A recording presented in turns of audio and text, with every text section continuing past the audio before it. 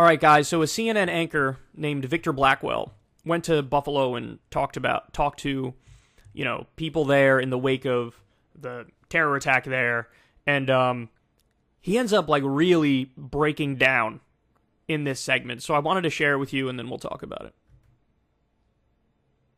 Fragrance, thank you so much for sharing your story with me for a few minutes. Thank you. Allison, back to you. Yeah. Victor, it is so hard to hear the raw grief of all of these family members and employees just trying to make sense of how their lives have been ruined in just the space of a few minutes by a horrible, hateful person. To hear Fragrance just tell you that she's had to teach her children to become small and invisible in this country because you just never know when you're going to be the victim of a mass shooting. And just the raw grief that the other families are dealing with. It's all so overwhelming, and I mean, as they've said so eloquently, it just feels so hopeless at times. Listen, I was counting in the car, talking with my producer. I've done 15 of these, at least the ones I could count. You could hear like the, his voice is like trembling. You could tell he's emotional about it. And we keep having the conversation about Democrats will say guns, Republicans will say mental health, and nothing will change. And I'll probably do another one this year. Family after family, having nowhere to go with their grief. We'll get into a political conversation later, but is this the way we're supposed to live? Are we destined to just keep doing this city after city? Have we just resigned that this is what we are going to be? I'm gonna give it back to you. Yeah, we share those sentiments, and on some days it feels like that. We'll be right back, right after this. More with Newsroom. Damn, he was not fucking around. He was feeling it. That was real emotion. Either that or he's the best actor in the world. I don't think that was acting. I think that was sincere. I mean, look, I respect it. The thing that I think cable news misses the most and just doesn't have is authenticity and honesty. And whatever you think of the policy questions there around mental illness and around guns, that was authentic. That was honest. That was real, So I think, more moments of authenticity and honesty are the way to go. And in terms of the policy stuff there, I mean, listen, it really is so obnoxious because this guy, under no reasonable system, should he have been able to get guns. Keep it real. Even if you're super pro-gun rights, he had just threatened to shoot up a school like a year earlier. He threatened to shoot up a school. His friends say that he espoused Hitler-esque political views.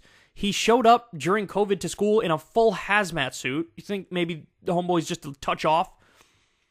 There was just a litany of things. You know how oftentimes after these shootings, people are like, well, I couldn't see that coming. Bob was a great guy. He's a nice guy. Nobody said that in this one. Everybody was like, yeah, I sort of saw that shit coming. So how the hell is our background check system so bad that this guy went to go get guns and he passed the background check? Well, what the fuck disqualifies you then? If that doesn't disqualify you, what the fuck disqualifies you?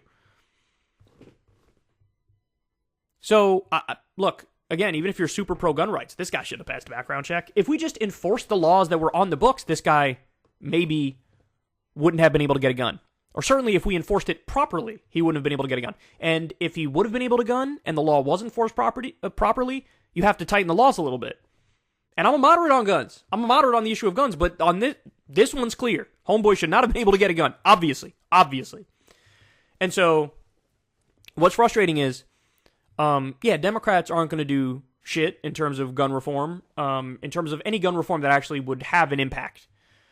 So they're not going to do that. And then the Republicans, when they say mental illness, they're not even in favor of actual mental illness policies. Like, they're not in favor. So what would be a good way to address a mental illness crisis? Have free mental health clinics funded by tax dollars. If you suffer from depression or anxiety or PTSD, you can go get diagnosed, you can go get a prescription, you can have therapy, and it's free, paid for by the taxpayers. It could be part of a Medicare for all system. But they're not in favor of that. They're not in favor of that. They're not in favor of free mental health clinics.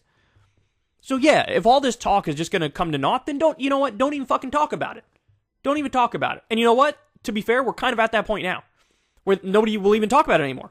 Nobody's saying, hey, here's the policy solution when it comes to guns, or here's the policy solution when it comes to mental health. Let's do this specific bill, this specific action. Nobody even does that. So it's just like, oh, okay, it's a Wednesday and there was another massacre in the country. What are you going to do? I mean, that is where we're at. And that's a scary, scary place to be. So, I don't know anything else about Victor Blackwell, so I don't want to heap too much praise on him here. Maybe he's got some views that I would massively disagree with. Maybe he said some things that, are out of line at some point. But at least in this segment, I respect the honesty and the authenticity and the fact that he really is, feeling the emotional turmoil of having to be a reporter and going to these shootings time after time after time after time. And then society around him just doesn't really care. Certainly Washington, D.C. does not care. They just don't care. They just don't care. So, there it is. Ever since Adpocalypse, when YouTube defunded all independent news and politics overnight, we haven't trusted them. We know they can pull the rug out from underneath us at any time. If you enjoy this content, please consider tipping $1 or $2 per month on the Secular Talk Patreon. Link in the video description box below. Thanks for your support.